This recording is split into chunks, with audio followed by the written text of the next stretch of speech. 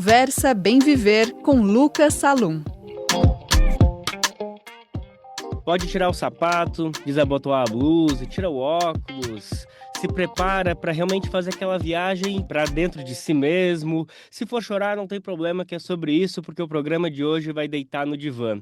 Minha gente, quem conversa Bem Viver hoje é o psicanalista Christian Dunker, ele que é professor titular em psicanálise e psicopatologia do Instituto de Psicologia da USP.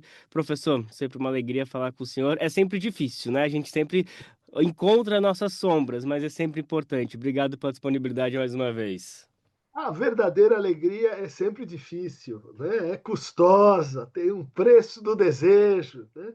Um prazer estar contigo de novo, Lucas. Um prazer estar com o pessoal do Brasil de Fato. Vamos nessa, professor. Vamos falar então sobre o seu novo livro na praça, que pelo que eu entendi ainda está cheirando a livro novo, de tão recente que ele é, mal está nas livrarias, mas tenho certeza que quem for procurar a partir dessa entrevista já vai começar a encontrar mais um golaço da autêntica, Discurso e Narrativa em Psicanálise. Logo na introdução do livro, que eu tive o prazer de conseguir já dar uma debulhada, professor, já me veio uma inquietude, uma pergunta que é justamente um dos primeiros capítulos, que afinal, qual que é a diferença de discurso e narrativa? Porque para um leigo, para nós daqui do jornalismo, discurso e narrativa é quase sinônimo, mas quando a gente entra no campo da psicanálise, meu Deus do céu, é quase abobrinha e banana, são coisas muito distintas, é por aí, né? Eu diria que é mais assim, repolho e tomate. São duas coisas assim próximas, mas de fato distintas.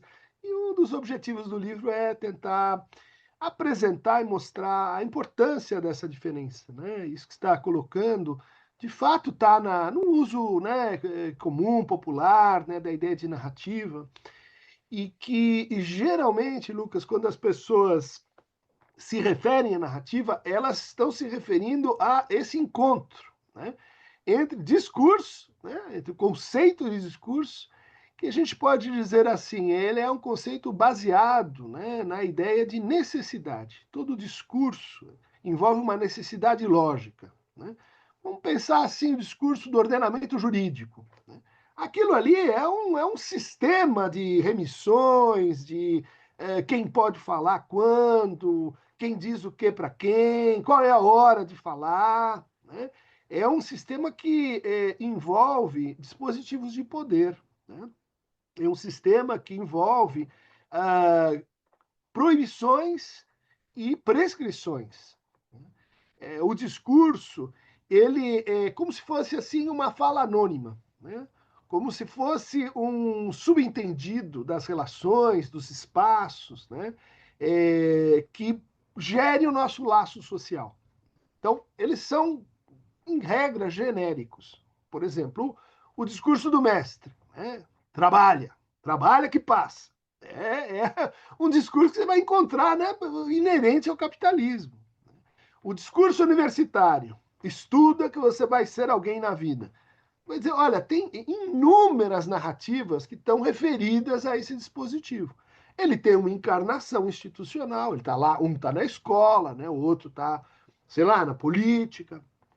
O discurso da histeria, né, que é o discurso, no fundo, do questionamento, o discurso que diz por que as coisas são assim, o discurso que interroga sobre os fundamentos da autoridade, e o discurso do psicanalista, que, no fundo, não é só do psicanalista, vamos dizer assim, mas o discurso dos analistas simbólicos, daqueles que estão interpretando, daqueles que estão lidando com outros discursos, né? Do antropólogo, por exemplo, do filósofo. Então, a gente tem o discurso como um fato de fala coletivo, impessoal, né? Muito ligado ao poder, e a narrativa são as versões encarnadas dos discursos, né? São as versões assim que esta pessoa conta, que ela fala da sua experiência, que aquele coletivo conta, que aquela comunidade conta. E ali você vai encontrar, de fato, uma estrutura mais próxima da história, né? Mais próxima do enredo, mais próxima do, olha, as coisas aconteceram assim. Ou, às vezes, mais próxima da poesia, né? Ver, como se fosse assim, discurso né? E os gêneros, discursos, as narrativas, os casos particulares daquele discurso. E a graça para nós da psicanálise é assim que esse confronto, essa articulação, ela ajuda muito a gente a transformar o sofrimento, né? A entender criticamente como é que surgem narrativas ligadas a certos discursos de poder e de contrapoder. Narrativas e sua articulação com críticas, críticas sociais, né? Qual que é a ideia aqui em fundo, né?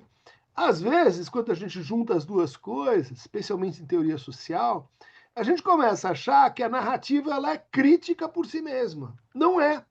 Você pode ter uma narrativa que você injeta num discurso, ela é crítica. No outro discurso, ela é ideológica. Isso seria uma contribuição, né, para a gente pensar a clínica, a prática da psicanálise, mas também para a gente pensar como a psicanálise inspira modelos de crítica social, de como a psicanálise, enquanto uma teoria da linguagem, pode dialogar com outras áreas, né, do saber e da ação política. Tudo isso que tu tá trazendo, professor, eu instintivamente já vou trazendo bastante assim para os modos atuais de comunicação, principalmente para a internet, para as redes sociais, e fico realmente pensando que o que a gente mais encontra hoje em dia em qualquer story, em qualquer publicação no Instagram, ou qualquer outro lugar, são esses discursos, são as narrativas. São as Uhum, narrativas que são os locais ali que as pessoas vão interpretando os fatos e trazendo suas diversas dimensões da história, por vezes cheio de poesia, dessa maneira mais artística, mas por vezes também cheio da fake news. A fake news se uhum, encaixa perfeitamente na narrativa, são pares para viverem juntos sem nunca brigar. uhum, uhum. É que a eficácia da fake news não depende do fato dela factualmente contar coisas erradas, mas dela imergir num discurso. Todo mundo sabe que as nossas, vamos dizer assim, narrativas pessoais, aquilo que você põe ali no Facebook, etc., tem um gestor por trás, que chama algoritmo. E ele vai pegar ali alguns significantes, algumas palavras, ele vai taguear, ele vai tokenizar, e aquilo pode ganhar uma atração para um público ou outra atração para outro público. Ou seja, é uma coisa que a gente está vivendo, esse confronto, essa manipulação da narrativa pelos discursos e também dos discursos pelas narrativas. Por quê? Porque tem formas, né, de uso da linguagem que conseguem, vamos dizer assim, explodir, que conseguem denunciar, que conseguem mostrar, né, tornar visível o discurso que está corrompendo, que está devorando, que está instrumentalizando aquela narrativa. E aí agora eu também já vou botar mais uma camada. Quando a gente vai lá e pede para uma dessas IA generativas fazer uma resposta sobre qualquer questão mais objetiva ou até mais subjetiva sobre qual que é a verdadeira, não sei, o verdadeiro argumento sobre a criminalização do aborto, sobre a maioridade penal, ali, quando a IA responde, a gente está imaginando que vai trazer um discurso, né, baseado nesses discursos de poder. Mas na verdade o que está acontecendo ali, a partir disso tudo que tu está trazendo, é mais uma narrativa, mais uma opinião que vem a partir dessa construção de muitos conteúdos perdidos pela internet. É verdade, mas vamos observar também, Lucas, que a nossa consciência, né, sobre o uso de linguagem digital, ela também vai se alterando, né? A gente não tem o mesmo nível de ingenuidade que alguns anos atrás a gente tinha em relação ao uso de novas tecnologias. Esse não seria o primeiro e nem o último caso, né? Mas vamos considerar assim: faz um texto ali no Chat GPT e manda para o seu professor, no seu trabalho aí de final de curso, com as fake news ou sem as fake news. Ele vai pegar, ele vai dizer: isso aqui foi feito por inteligência artificial. Como ele sabe? Como é que ele pega aquela narrativa e diz isso vai, porque tem travessão, porque tem ponto e vírgula, porque tem certos traços, né, do tipo, não é isso, mas é aquilo, certas palavras, como o crucial é. Ou seja, essa intuição que a gente tem é justamente a nossa prática já de olhar para a narrativa e extrair dentro dela, opa, isso aqui é um discurso, isso aqui é um discurso de IA, né? Isso aqui é um discurso, isso pode ser um discurso, né, de ultraconservadorismo. isso pode ser um discurso de incel, de red pill, de misógino. E aí a gente conecta, né, as discussões sobre identidade, as práticas de reconhecimento, no interior desse jogo, desse confronto entre discurso e narrativa. Dependendo do nível de sofrimento que aparece naquele texto, também ajuda a entender se é de verdade ou se é uma inteligência artificial. Exatamente, né? E aí agora você tocou, acho que num ponto que também está assim em questão no livro, né? Que é a narrativização e a incorporação em discursos de forma mais assim contemporânea, uma história mais longa que precedeu isso, das nossas formas de sofrimento, né? Então, veja a quantidade de narrativas em torno de autismo TDAH, os diagnósticos, os hiperdiagnósticos, a quantidade de pessoas produzindo narrativas pessoais, né, individuais, imersas nesse léxico, imersas num certo vocabulário, imersas em estruturas que estão dizendo para você o seguinte: olha, você pode sofrer, pode falar do seu sofrimento, mas fale assim, tá? Fale desse jeito, tá? Fale nesses termos, tá? E é isso que a gente precisa questionar, né? Por quê? Porque, de certa maneira, os nossos sintomas, nossas inibições, nossas ansiedades, elas são afetadas por processos discursivos. Por exemplo, o discurso de uma família. Olha, eu tenho aquele Natal, aquele encontro, eu volto sempre com, assim, pesadelos. Eu volto destruído. Você diz, como é que isso te afetou? Né? Foi porque as pessoas, né, diretamente te xingaram, te ofenderam? Às vezes sim. Mas às vezes é essa, vamos dizer assim, infiltração do discurso sobre a tua forma de sofrer, né? Que traduz a tua forma de sofrer numa gramática que não é mais sua. Ele transforma num. Ele pasteuriza basicamente o nosso sofrimento, né? Ele vai lá e pega cada dor individual e tenta colocar dentro uma bolha comum, justamente para tu ser incluído dentro de mais um mercado, né? Como você que está sentindo Isso. esses sintomas, atenção que Uhum. nós temos a resposta para você. E aí se transforma numa psicanálise extremamente de banca de revistas, em aqueles horóscopos de jornal, com todo respeito aos jornais e os Uhum. horóscopos, mas tenta englobar tudo para que a gente tenha uma resposta unânime. É uma maneira do capitalismo ganhar dinheiro com o sofrimento, assim, né? Vender um Exatamente, produto. exatamente, exatamente. E aí, acho que está trazendo um outro aspecto, né, da noção de discurso que a gente não tinha mencionado, né? Acredite você ou não em horóscopo, por que que dá aquela sensação boa quando você vai e lê ali Gêmeos? Tá, você não vai, nem todo mundo vai procurar, mas aparece lá e daí hoje você vai fazer uma entrevista incrível e vai dar tudo certo. E vocês, olha que legal, esse negócio está falando de mim. Eu me sinto assim, incluído, pertencendo. Ou seja, é a dupla chave, né? Mostrar como você sofre, mas também vender, né? Inclusão e pertencimento falso, né? Vender inclusão no discurso, porque todo discurso ele promove reconhecimento. Eu te reconheço, mas para eu te reconhecer, você precisa falar a minha língua. O que é isso? Colonização. A gente está sendo colonizado digitalmente. Mas antes de sermos colonizados digitalmente, nós estamos sendo colonizados pelo capitalismo, nós estamos sendo colonizados pelas relações de gênero, nós estamos colonizados pelo racismo. Está tudo isso no discurso. Professor, só para não dizer, para não acharem que a gente está fazendo aqui uma entrevista só para falar mal do colonialismo e do capitalismo de forma geral, deixa eu te colocar então rapidamente numa saia justa. A gente acabou de comentar de como o capitalismo, o neoliberalismo de forma geral, ele vai lá e usufrui desse sofrimento para conseguir vender mais, para fazer esse discurso de Uhum. inclusão e nos colocar dentro dessa bolha. Mas agora eu te pergunto sobre a psicanálise. Tem um trecho do seu livro que o senhor escreve assim: a análise psicanalítica do discurso se distingue de outras formas de análise, porque seu objetivo são as incidências do mal-estar, do sofrimento e do sintoma na linguagem. Ou seja, seria a psicanálise também uma forma de ganhar dinheiro com os sofrimentos gerais atribuídos pelo neoliberalismo? Ótima questão, mas não é bem uma saia justa, é até uma oportunidade, né? Para a gente dizer assim, olha, de fato, a gente se interessa pela linguagem, a gente se interessa por esses processos sociais ligados à linguagem, mas é para transformá-los, né?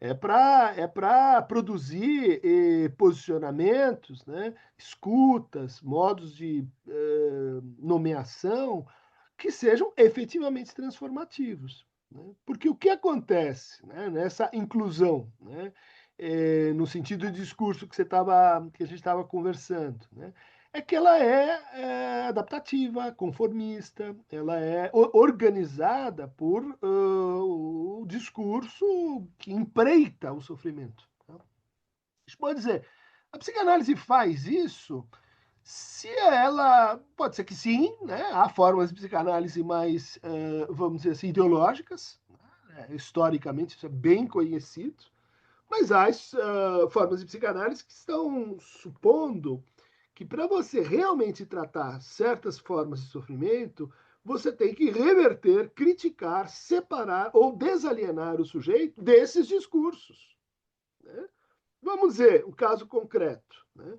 Eu estou completamente aderido ao discurso da produtividade e do desempenho. Daí eu faço um burnout. Daí eu crio uma estafa depressiva que eu preciso ser afastado do trabalho. Eu não consigo mais. Né?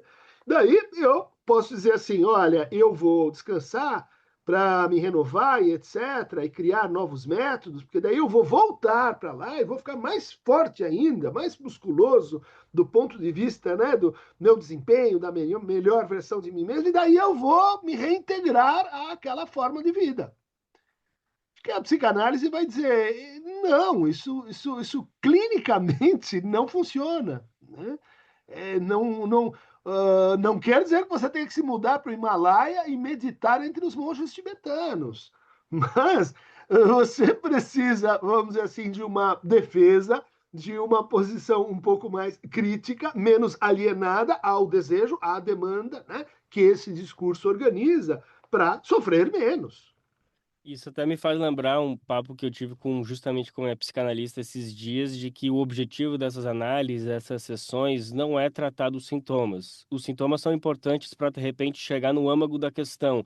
Mas se eu ficar só ali falando das dores que eu estou sentindo na relação diária com o trabalho, com a minha namorada, com o meu namorado, aquilo ali, enfim, vai se transformar apenas em perfumaria, como se eu estivesse Uhum. rodeando, tentando fugir do problema. É um pouco por aí, porque dizem que na análise a gente nunca recebe alta, é por conta disso que não importa a quantidade de sintomas que a gente tem, o que importa mesmo é uma questão mais interna, que é isso, é uma vida para resolver, se resolver. Duas notas de rodapé. Primeiro, a gente não recebe alta, mas a gente se dá alta. A análise termina, ela é um processo, né, que pode recomeçar, às vezes com outra pessoa, com a mesma pessoa, mas isso às vezes a gente perde de vista, que é um tratamento que tem por horizonte o seu próprio término. Né? Ou seja, que a pessoa não precise, né, necessariamente mais e mais dessa experiência. Né? Ela pode, inclusive, se separar, se desalienar daquele dispositivo de transferência. Né? Isso é uma tese muito forte do Lacan, né? De que a análise tem um fim e isso orienta a nossa ação. Né?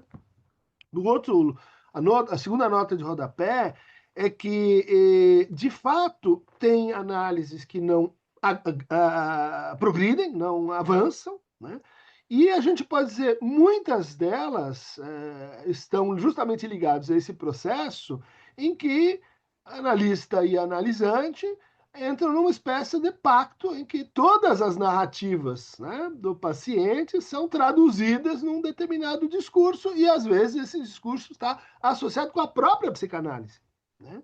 Então, a gente recebe, especialmente a gente que está há mais tempo aí na estrada, pacientes que precisam de uma desanálise, porque ela só fala de si a partir do Édipo, do falo, do gozo, e você diz, não, mas isso não está te ajudando, né? E é porque os conceitos estão errados? É porque elas faltam evidência? É porque é fake news? Não! É porque essa relação entre discurso e narrativa está mal posta. Pode acontecer, né? Pode acontecer, inclusive com os psicanalistas, né? Então, é um livro para a gente poder tematizar esses problemas, né? Então, para a gente encaminhar para o final e dizer que a gente entregou algo objetivo de tantas elucubrações que a gente trouxe aqui, professor, a resposta é aquilo que a gente vê em vários fatores e várias instâncias da vida do equilíbrio entre o discurso e a narrativa, ou não necessariamente? Depende muito justamente da situação de cada paciente, ou mesmo que a pessoa não faça análise, mas de qualquer situação que ela esteja na vida, desse olhar para si, mas ao mesmo tempo olhar para o universo, para o particular de forma geral. O meio de campo é sempre a resposta ou não necessariamente? Interessante a tua pergunta. Primeiro, porque seria mais justo dizer que o livro, no fundo, ele mobiliza três dimensões de linguagem, não só duas, né? Tem o discurso, tem a narrativa, mas tem história também, né? Aqui, nesse trabalho, eu não me aprofundei muito nisso, mas a história, ela é incontornável, tanto a história individual quanto a história coletiva, né? A história enquanto sistema de escrita, é um terceiro nível, né? Tem os discursos, tem as narrativas. Sem narrativa e sem discurso, você não faz história, mas a história não se reduz ao que a gente conta sobre os fatos, né? A história vai mais além disso, né? O segundo ponto é que, assim, não estou advogando uma espécie de conciliação entre narrativa e discurso. Pelo contrário, né? O caminho do meio que você está apontando é, no fundo, um caminho que vai admitir, né, uma vida com mais conflito, com mais antagonismo, né, com mais consciência sobre a linguagem, mais consciência sobre como somos falados, né? Mais consciência de como a gente se imagina livre, autonomamente, né? Usando a linguagem, como se fosse uma massa plástica, e estamos sendo falados, tanto pelos discursos quanto pelas narrativas, né? Então, o que a psicanálise promete, vamos dizer assim, nessa dimensão, é uma espécie de ética em que essa tarefa ela não é dada por concluída, né? Ela é uma atividade, né? Ela é uma prática, né? Em que se a gente não aprende a perceber, né, quais são os movimentos de englobamento, de redução, de tradução, entre narrativa e discurso, a gente não se emancipa, né? E se emancipar é um pouco assim, né? Entender a conflitiva onde a gente está vivendo e responder a ela, né? Então, é no fundo uma retomada assim do diálogo, mas muita gente pensa, não, diálogo é acordo entre discurso e nada, e vai terminar tudo bem. Não, não tem acordo, porque no fundo os discursos são discursos de poder, né? O que a psicanálise vai oferecer é uma espécie de contrapoder, né? As narrativas são uma instância de contrapoder, é essa que eu estou tentando, né, advogar, né? Eu vou ler o horóscopo do meu jornal hoje, professor, e daí eu venho aqui para ver se eu concordei contigo ou não. Esse foi o psicanalista Christian Dunker, minha gente, professor titular de psicanálise e psicopatologia do Instituto de Psicologia da USP, desfilando na praça com mais um livro, Discurso e Narrativa em Psicanálise. Eu fico impressionado, professor, como tu estuda da aula e ainda consegue publicar livros. Eu não sei se não são ghostwriters, o que que tu faz para conseguir publicar, mas eu tenho certeza que daqui a pouco a gente vai voltar e tu vai ter mais um livro para a gente debater. Assunto não Não, falta. não é IA, eu não tenho ghostwriter, eu só gosto de escrever, pensar e dar entrevista e falar. Essa é a minha vida, é a minha curtição, né? Então acho que acaba escrevendo bastante, porque, enfim, né? Também as pessoas me leem e daí começa esse pretexto de responder as perguntas e você vai alimentando e se alimentando, né? Das questões. E eu imagino que as sessões de análise que o senhor conduz também é a maior fonte de inspiração para muito de tudo isso que tu Não, fala. sim, sem dúvida, sem dúvida. É de lá que a gente fala, né? Por isso, eu estou insistindo, né? A análise de discurso psicanalítica, Não é uma teoria geral, uma visão de mundo sobre a linguagem. Ela é feita para a gente entender processos de sofrimento das pessoas, para ajudar as pessoas, né? Professor, mais uma vez, muito obrigado e até a próxima, viu? Até a próxima, meu caro. Abração.